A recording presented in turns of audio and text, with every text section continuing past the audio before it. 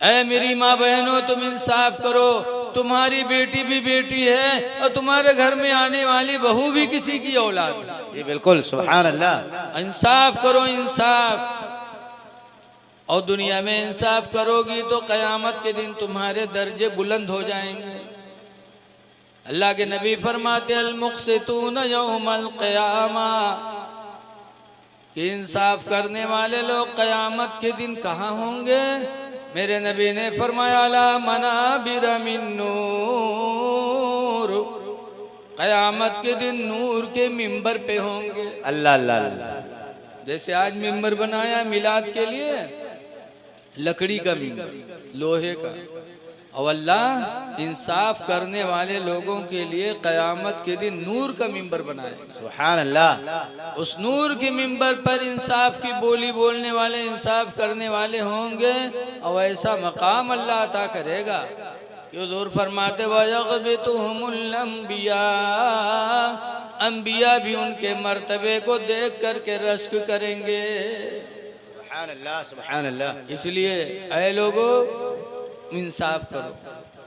बात दूर चली गई, उम्रह की महफिल है। अल्लाह फरमाता अतिमुल हज्ज वल उम्रता लिल्लाह, पूरा करो हज और उम्रह को। किसके लिए? लिल्लाह, अल्लाह को राज़ी करने के लिए। नाम पैदा करने के लिए नहीं, शोहरत पैदा करने के लिए नहीं, इज्जत हासिल करने के लिए नहीं कि हम हाजी हो जाएंगे, हम उम्रा कर लेंगे तो लोग हमारी इज्जत करेंगे, लोग हमको अच्छी निगाहों से देखेंगे। ये नियत नहीं होनी चाहिए।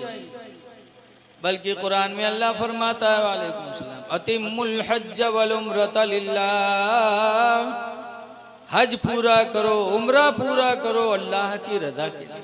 बेशक रज़ा इलाही के लिए हज उम्रा करो। और याद रखो कि हज उम्रा करने से कोई गरीब नहीं होता। बहुत से लोग ना जाते हैं कि 1 लाख 1.5 लाख खर्च हो जाए तो कहाँ से। अल्लाह के रसूल का वादा सुना, हुज़ूर फरमाते ताबिउल हज्ज वल उम्रता, ऐ लोगो पैदर पे हज करो, उम्रा करो। अल्लाह दौलत दे तो बार बार जाओ। ताबिउल हज्ज वल उम्रा, पैदर पे करो हज और उम्रा। फ़इन्नहुमा यनफ़ियानिल फ़क़्र वज़्ज़ुनूब, सुभान अल्लाह। हज और उम्रे का अल्लाह ताला 2 फ़ायदा बताता है कि हज का भी 2 फ़ायदा और उम्रे का भी 2 फ़ायदा। कौन कौन? पहला फ़ायदा सरकार फरमाते हैं लियन्नहुमा यनफ़ियानिल फ़क़्र, पहला फ़ायदा यह है कि हज उम्रा दोनों मुहताजी को मिटा देते हैं। सुभान अल्लाह। गरीबी को मिटा देते, मुहताजी को मिटा देते। हज करने वाला, उम्रा करने वाला कभी जिंदगी में गरीब नहीं होगा। माशाअल्लाह। हज उम्रा करने वाला कभी मुहताज नहीं होगा। अल्लाह अपने घर काबा की बरकत से वो दौलत अता करेगा कि जिंदगी में कभी मुहताजी नहीं होगी, बाहर ही बाहर रहेगी। सुभान अल्लाह। ये पहला फायदा हज उम्रा का। हमने तो नहीं देखा कि कोई हाजी भीख मांगता। बोलो कभी किसी को आप लोगों ने देखा है? नहीं। किसी हाजी को आपने भीख मांगते नहीं देखा होगा। जज़ाकल्लाह। क्यों? अल्लाह अपने घर के वसीले से ऐसा माला माल कर देता कि हाजी उम्रा कभी मुहताज होता ही नहीं। और दूसरा फायदा पैगंबर फरमाते हैं वज़्ज़ुनूब, और हज और उम्रा दोनों गुनाहों को भी मिटा देते हैं। गुनाह भी मिटा देते और मुहताजी को भी मिटा देते। हमारे वही 25 साल का था, मैं 25-26 साल का। हमारे गांव के एक हाजी मकबूल साहब गए थे हज करने, मियाँ बीवी ज़मीन बेच के गए थे बेचारे। वापस आए तो एक दिन हमने कहा हाजी साहब अफसोस तो हो तो कितना रुपया खर्च हो गया। तो वो नाराज़ हो गए हम पर, कहने लगे मौलाना साहब कैसी बात कर रहे हो, अफसोस होता है, खुदा की कसम, उन्होंने कहा खुदा की कसम ये हसरत है कि जो बचा है वो भी बेचकर फिर चला जाऊं। हाँ, सुभान अल्लाह, सुभान अल्लाह। आप अफसोस के लिए कहते हो? हाँ? वाह वाह, सुभान अल्लाह। इसीलिए जो एक मर्तबा खाने काबा की जियारत कर लेता, मदीने मुनव्वरा की जियारत कर लेता, बार बार हसरत होती है कि हम फिर जाएं, फिर जाएं। क्या मदीना की सरजमीन है? आला हजरत इरशाद फरमाते हैं, वो सोए लालाज़ार फिरते हैं, सुभान अल्लाह। तेरे दिन नए बाहर फिरते हैं,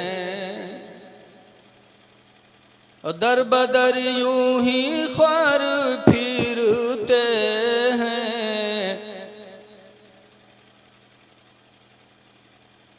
इसका आगे का मफहूम याद नहीं आ रहा है कि इस दर से जो दर बदर फिरते हैं हमेशा वो फिरा ही करते हैं। मांगते ताजदार फिरते हैं, जो तेरे दर से यार तेरे दर से यूं फिरते हैं, दर बदर यूं ही ख्वार फिरते हैं। माशाअल्लाह। मदीने मुनव्वरा वो सरजमीन है कि आला हजरत दूसरी जगह फरमाते हैं, अल्लाहु अकबर अपने कदम और ये खाके पाक, अल्लाहु अकबर अपने कदम और ये खाके पाक, और हसरत मलाइका को जहाँ वज़े सर की है, सुभान अल्लाह। हसरत मलाइका को जहाँ वज़े सर की है। देखो, हज उम्रा अगर बरकत वाली चीज़ न होती तो लिखा है रसूलुल्लाह सल्लल्लाहु अलैहि वसल्लम के नवासे इमाम हसन ने मदीना से मक्का कितनी दूर है? तकरीबन 400 किलोमीटर, कुछ कम। लेकिन रसूलुल्लाह के नवासे इमाम हसन ने 25 हज पैदल किया। अल्लाह अल्लाह अल्लाह। कितने हज किए? 25 हज, वो भी पैदल चल के किया। खुश नसीब है वो मुसलमान जो हज का इरादा कर ले। हज करो। एक मर्तबा हसन, हुसैन और उनके दोनों के चचा अब्दुल्ला बिन जाफर, तीनों लोग हज के लिए मदीना से निकले।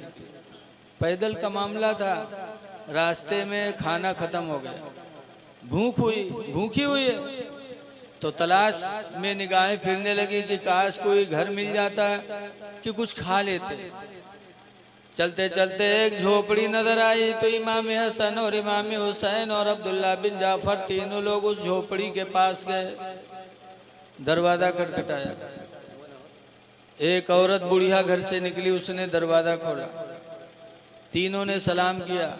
कहा, बूढ़ी माँ, हम लोग मदीने के रहने वाले हैं, हम दोनों रसूलुल्लाह के नवासे हैं और ये हम दोनों के चचा अब्दुल्ला बिन जाफर जी। बूढ़ी माँ, हम हज के लिए जा रहे हैं, खाना खत्म हो गया, भूख लगी, क्या कुछ खिला सकती हो? आज करके बुढ़िया हुई थी तो कहती आंखें फूट जाए, घर में कुछ चाहिए नहीं। हाँ। आजकल तो औरतें इस चीज़ से बहुत पीछे। देखा जाता है अगर रमज़ान शरीफ में कोई मुसाफिर मस्जिद में आएगा, अगर कोई नमाजी बुलाए लेगा अपने घर के, इसके मेहमान आए तो नहीं खाना ले आओ, तो बड़े गुर्रे से कहें, कौन मेहमान, कहाँ के? कहीं अरे पता नहीं, मस्जिद में आए रहा है, मुसाफिर रहा है तो बुलाए लाए। तो कहते हैं अत्ता बड़ा गांव पड़ा रहा है, कोई नहीं बोले तुम्हें बहुत बड़े सेठ रहो, बुलाए लाए, जाओ तुम्हें बनाओ खवाओ, हम न जेबे चूल्हे का। आज हमारी माँ बहनों की वजह से खाना खिलाने वाली नेकी से इंसान महरूम रहता है, लेकिन वो बुढ़िया बड़ी खुश नसीब थी। जैसे उसने सुना कि मदीने के लोग हमारे दरवाजे पे आए, अपने नसीब पे नाज करने लगे। दरवाज़ा खोला, तीनों को ले गई, बिस्तर बिछाया और बिछाने के बाद बुढ़िया के घर में एक बकरी थी। अपने आदमी का सहारा भी नहीं देखा, फौरन बकरी को गिराया और ज़बह कर दिया अहले बैत को खाना खिलाने के लिए। ज़बह कर दिया। आजकल की हमारी माँ बहनें ज़बह नहीं करती, जानत है ज़बह करना मर्दन के काम। यही हमारे देखा जाता है छगड़ी बीमार भाई चिल्लाते पों पों और वो कहते ओ गुडुआ कब्बा कहाँ है, ओ गुडुआ कब्बी छुरी ले आओ। छुरी ढूंढते ढूंढते गुडुआ कब्बक बलैते बोला तो वहाँ बकरी टाए हुई। जब समझती है ज़बह करना मर्दों का काम है, जो भी मुसलमान हो, चाहे मर्द हो चाहे औरत हो चाहे हिजड़ा हो, मुसलमान हो तो बिस्मिल्लाह अल्लाह अकबर कह के ज़बह करे तो उसका खाना मुसलमान के लिए हलाल है। बेशक, सुभान अल्लाह। फौरन बुढ़िया ने बकरी ज़बह किया, खाना बनाया, अहले बैत को खिलाया, फिर ये लोग चले गए। अल्लाह की मर्जी की कुछ दिनों के बाद बुढ़िया गरीबी में मुब्तला हो गया। अल्लाह इम्तिहान अपने बंदों का खूब लेता है। बुढ़िया गरीब हो गया, ऐसी गरीबी की बुढ़िया भीख मांगने लगी। और मैं वतन में नहीं भीख पाई तो वतन छोड़ा, फिर ऐसे भीख मांगते खाते जिंदगी गुजारने लगी। भीख मांगते खाते इत्तेफाक से मदीना मुनव्वरा पहुंच गई। और वहां पहुंची तो याद आया कि इसी मदीने के लोग हमारे दरवाजे पर मेहमान बने थे, मैंने उनकी खिदमत की थी। लावाज अल्लाह ने गरीबी दी, हो सकता है वो मेरी मदद कर दे। लोगों से पूछा क्या इसी मदीने में इमाम हसन रहते हैं? लोगों ने कहा हाँ। बताया, बुढ़िया गई इमाम हसन के दरवाजे पर, दरवाज़ा खटखटाया, इमाम हसन निकले, सलाम हुआ, पूछा कैसे आना हुआ? कहा बेटा पहचाना नहीं, मैं वही बूढ़ी हूँ कि तुम सफ़र में जा रहे थे, मैंने खाना खिलाया था तुम लोगों को। कहा हाँ हाँ हाँ। बूढ़ी माँ कैसे आना हुआ? कहा गरीबी में अल्लाह ने मुब्तला कर दिया बेटा, और ऐसी गरीबी की भीख मांगते खाते ज़िंदगी गुजार रही हूँ। तुम्हारे शहर मदीने में आई थी भीख मांगने, क्या बेटा इस गरीबी में मेरा कुछ सहारा बन सकते हो? इमाम हसन कहते हाँ बूढ़ी माँ बैठो। इमाम हसन अंदर गए, थोड़ी देर बाद एक थैला ले आए, तो थैले में 1000 दिरहम थे। दिरहम माने चांदी का रुपया, और 1000 बकरियां हाथा से लेकर आए। बकरियां अरब में जैसे हमारे तुम्हारे यहाँ गन्ना धान गेहूं पैदा होता है, किसानी होती है, ऐसे अरब में बकरियों में अल्लाह ने बरकत दी थी। 1000 बकरियां लाए, 1000 दिरहम लाए दिया, और फरमाया कि बूढ़ी माँ उस सफर में मेरे छोटे भाई हसन भी थे, हुसैन भी थे, हुसैन के यहाँ चली जा, हो सकता वो भी कुछ दे दे। तो बुढ़िया हुसैन के यहाँ पहुंची, वो भी दरवाज़ा खटखटाए, वो भी निकले, सलाम कलाम हुआ, पूछा कि मेरे भाईजान हसन ने कुछ दिया है? का 1000 बकरियां दी हैं, 1000 दिरहम दिया। इतनी चालू रहा है बुढ़िया की बकरियां हुए छोड़िए कि ले जाइए तो हो सकते पता नहीं दिए न दे। पूछा भाईजान हसन ने दिया है? कहा हाँ 1000 बकरी दिया, 1000 दिरहम। इमाम हुसैन गए अंदर, थोड़ी देर बाद वो भी आए, तो 1000 दिरहम का थैला और 1000 बकरियां वो भी लेके आए।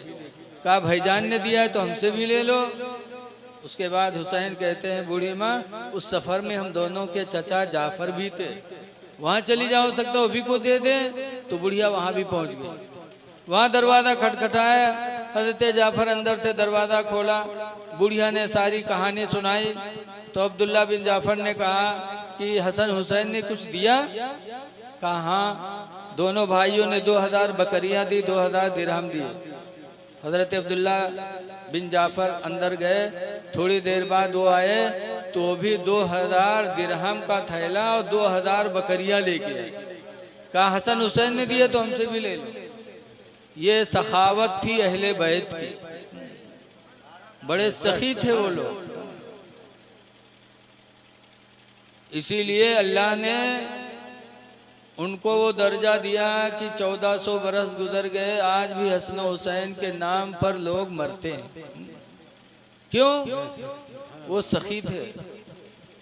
अब आज हम लोगों में कंजूसी आ गई, मानेंगे हसन हुसैन को, मातम करेंगे या हसन या हुसैन, और हसन हुसैन की किरदार को नहीं देखते। कि उन्होंने गरीबों पे निगाह डाला तो गरीबी के बजाय दौलतमंद बना दिया।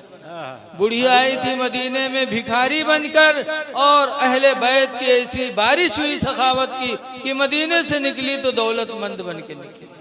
सुभान जिसके यहाँ 4000 बकरियां हो और 4000 चांदी का रुपया हो वो मालदार नहीं होगा? बोलो भाई।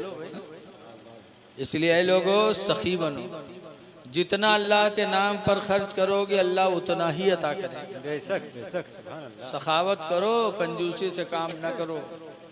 लेकिन आज हम लोगन के हाल ये है कि रुपया न जाए जान चाहे भले ही चली जाए। जैसे बताओ थे एक आदमी रहा है कमाए कमाए रुपया बटोरिस तक लेकर बनिया दुकान पर फुटकुर रहा है बंधा करावे लेके गवा बनियास कहे भैया ये फुटकुर ही का रख लो नंबर ही नोट दे दो। बहुत पहले की बात है तो बनिया रख दे दी 100 के नोट।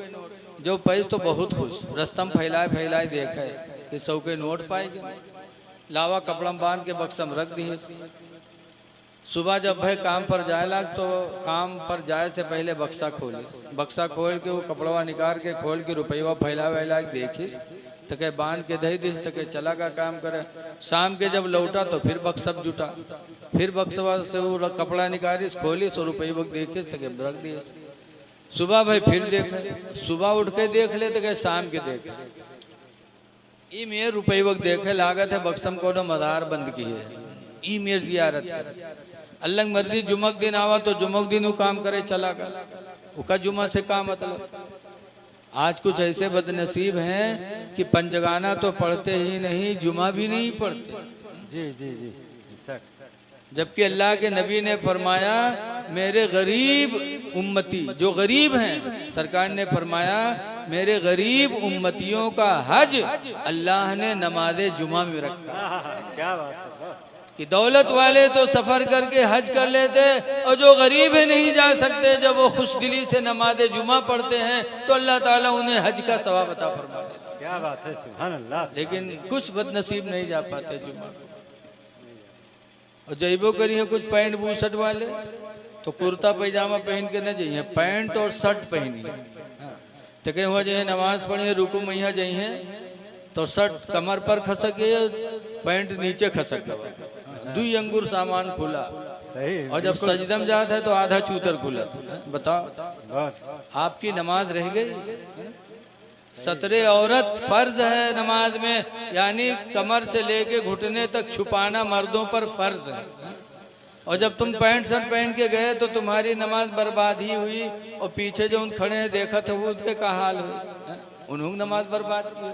बेशक। जुमा में जाओ तो कुर्ता पैजामा या पैंट बूसट ही पहनो तो बूसट लंबा हो कि झुकने पर तुम्हारी कमर न खुले। बन संवर के जाओ मस्जिद में। अल्लाह कुरान में फरमाता खुज़ू ज़ीनतकुम इंदा कुल्ली मस्जिद। ऐ बंदो तुम मस्जिद में जाने के लिए बनाओ संवार कर लिया करो, बन संवर के जाओ, क्योंकि मस्जिद में तुम खुदा से मिलने जा रहे हो और खुदा तुम्हारा हकीकी दोस्त है। दोस्त से मिलने जा रहे हो तो बन संवर के जाओ। बहरहाल जुमा के दिन चला का काम करे और के घर मस्जिद के दार रहा है। मस्जिद में मौली साहब जुमा में तकरीर करे लगे कि भाइयों अपने माल की ज़कात दो, 40 में 1 सौमा ढाई, जो नहीं देगा वो माल कब्र में अजदहा सांप बन के काटेगा। हमारे मदरसे में एक कारी साहब है, अभी जल्दी में उनके घर में सांप निकला इतना बड़ा तो घर भर खड़भड़ान कूदे, घर भर खड़भड़ाएगी। तो मदरसा में आए कहे लगे हजरत जब इतना लंबा चौड़ा घर और वहाँ इतना बड़ा सांप निकल आवा तो घर भर खड़भड़ाने भागे भागे घूमी। और कब्र में यह जब फेटरवाई फंड से मारी तब कहाँ भाग लिया। बहुत सोचने वाली बात है जी जी। कि कब्र में फिटारा आएगा फंड से मारेगा तो कहाँ चले जाएंगे। कब्र बड़ी अंधेरी कोठरी। बहरहाल मौली साहब ने तकरीर किया कि 40 में 1 सौमा ढाई ज़कात नहीं दोगे तो अजदहा सांप तुम्हारा माल बन के काटेगा, लिहाजा अपने मालों की ज़कात दे दो।